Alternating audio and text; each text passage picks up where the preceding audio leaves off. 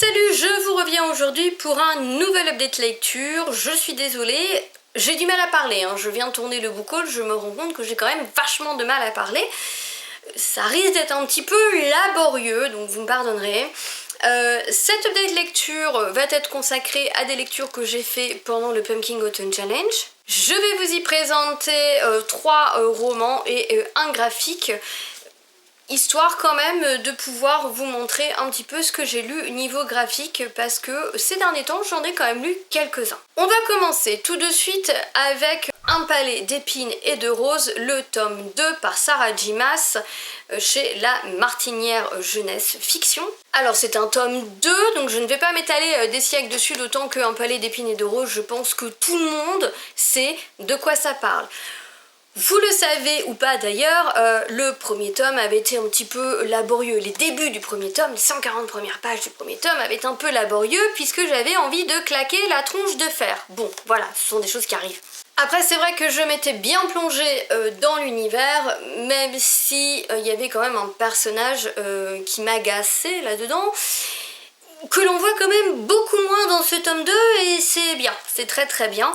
Ce que j'ai beaucoup aimé dans ce tome 2 par contre, c'est qu'on a toujours une description des paysages. Alors c'est pas trop lourd mais c'est hyper visuel, l'univers est hyper abouti, les personnalités des personnages sont hyper abouties, l'univers est extra, et Fer va se retrouver en compagnie d'un autre personnage. Et en fait du coup on change de personnage, on change de lieu, et j'ai adoré ce tournant.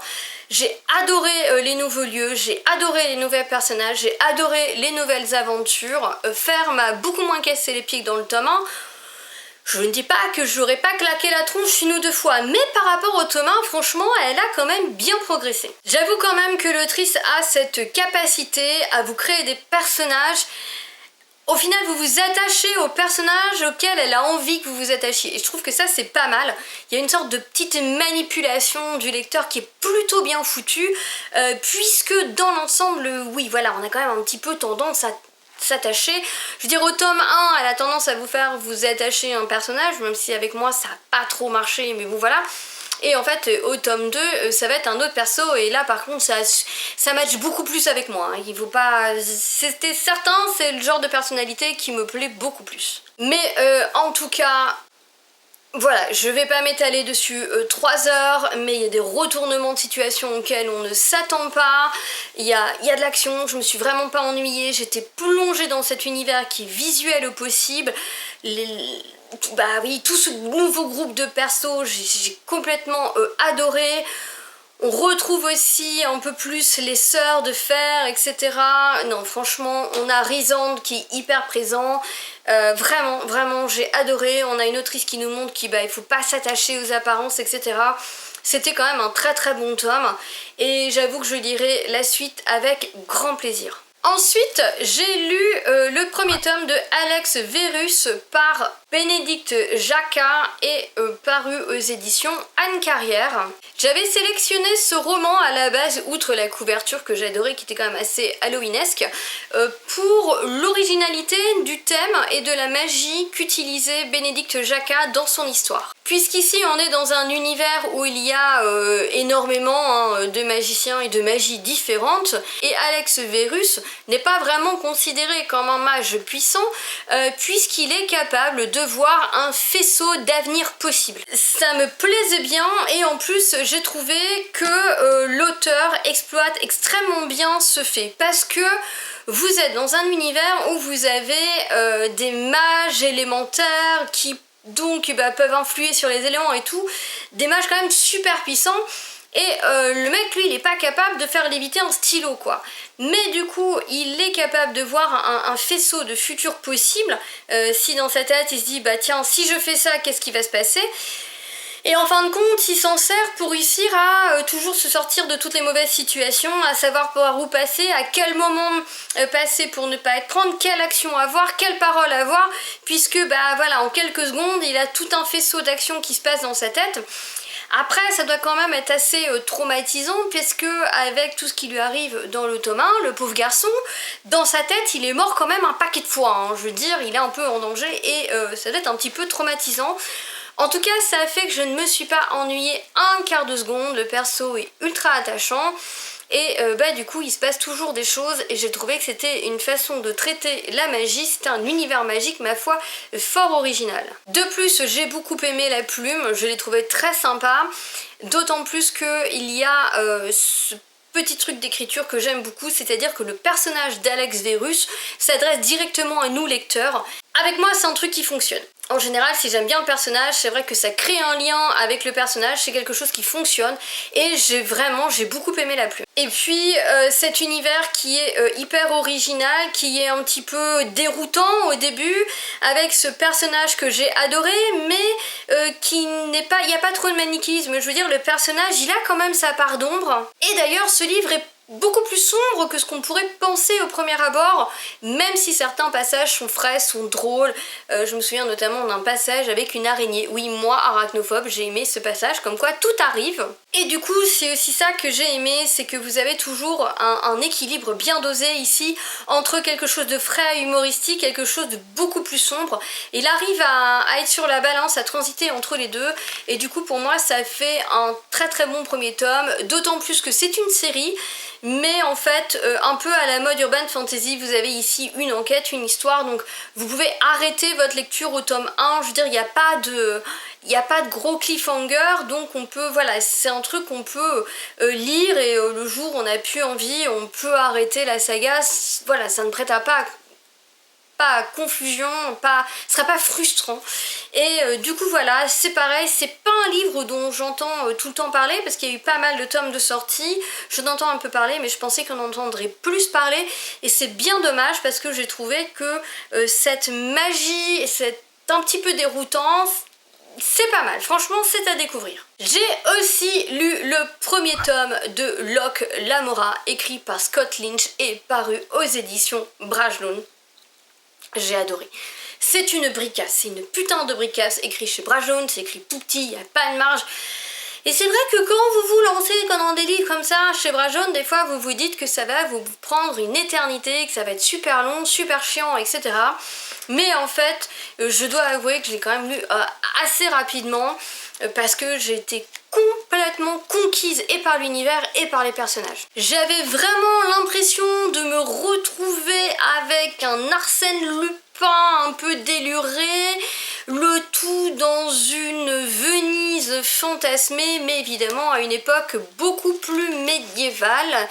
Voilà, si je ne vous ai pas perdu en route avec ça, c'est que vous êtes pas mal, mais j'ai pas de meilleur mot pour vous résumer l'histoire. Ici, en fait, on rencontre Locke Lamora qui, avec sa bande des salauds gentilshommes, ont comme habitude de monter des arnaques. Vous êtes, comme je vous l'ai dit, dans une Venise fantasmée, et on va dire qu'il y a une sorte d'alliance entre les voleurs et on va dire l'aristocratie pour que grosso modo les voleurs ne fassent pas chier trop les puissants. Vous voyez le truc quoi.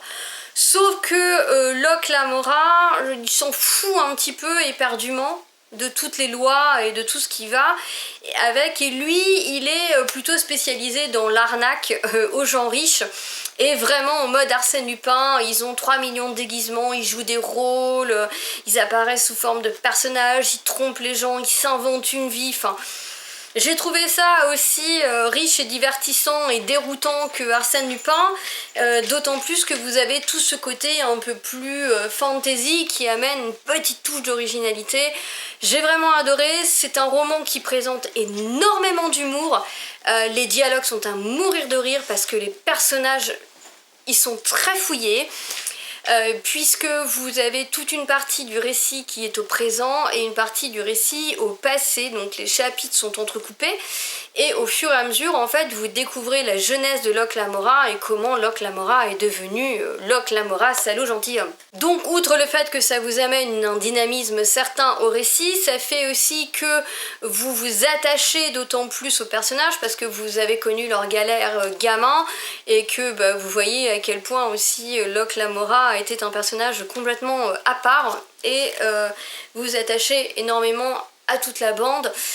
La deuxième partie est beaucoup plus sombre. Je ne m'attendais pas à ce que Scott Lynch fasse autant de mal à son lecteur parce que il ménage personne, ni les persos, ni son lecteur. Je m'y attendais pas du tout.